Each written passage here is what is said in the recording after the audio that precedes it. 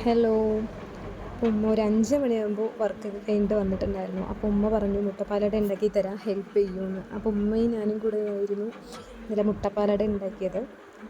അതുപോലെ തന്നെ ഈ മധുര പലഹാരങ്ങളിൽ 2 എൻ്റെ ഫേവറേറ്റ് ആണ്. ഒന്ന് ഇലയട, മറ്റൊന്ന് മുട്ടപ്പാലട.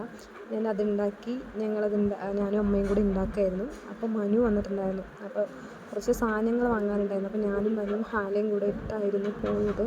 സമയം 7 മണിയായി. സൂപ്പർ മാർക്കറ്റിൽ പോയിട്ടുണ്ടായിരുന്നു. അവൾക്ക് ഡയപ്പർ വാങ്ങാനും പിന്നെ 2-3 സാധനങ്ങൾ വാങ്ങാനുണ്ടായിരുന്നു. അപ്പോൾ അതും കൂടെ വാങ്ങാനായിട്ട് പോയി.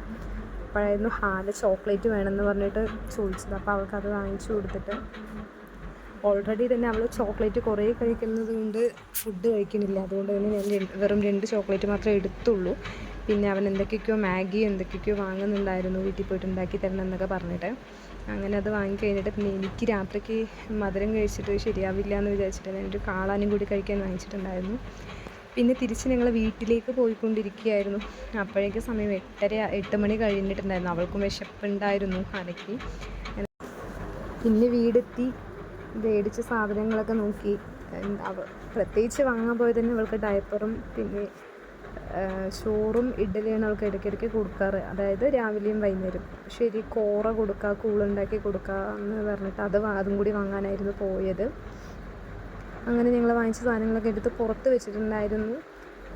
ശേഷം എനിക്ക് വിശപ്പുണ്ടായിരുന്നത് കൊണ്ട് തന്നെ ഞാൻ കാളാനെടുത്ത് കഴിച്ചിട്ടുണ്ടായിരുന്നു. ഓൾറെഡി 4 മുട്ടപ്പാലട കഴിച്ചു. പിന്നെ കുറച്ച് ഈ കാളാനും കഴിച്ചു.